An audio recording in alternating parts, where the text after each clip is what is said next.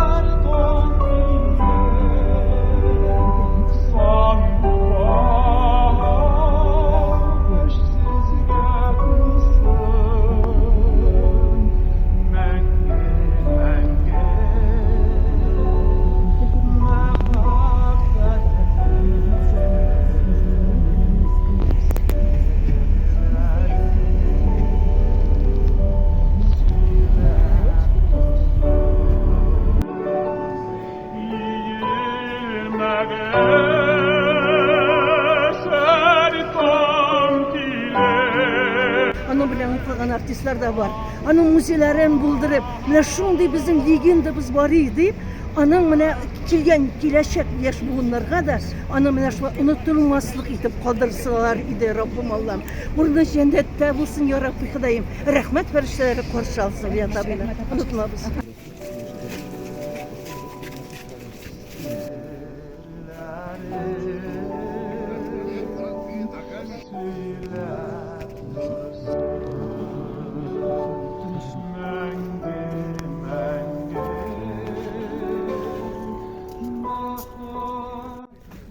Ринат абый турында бир-эки сөз тариф этип кетиңиздер мага, пожалуйста. Айта алмайсыз? Истереген әдетти калдырып нерсеңиз? Ринат абый жокто артист эди. Ниндигине роллерде ойнаса да, анын өзүнүн айткан сөзү бар эди. Биринчи тапкыр сахнага чыккан кебек долкуланып чыгам, тамашачы алдына дей турган эди. Бул анын һәр ролине житти карап, чын артист экенлигин исбатлай турган мисал.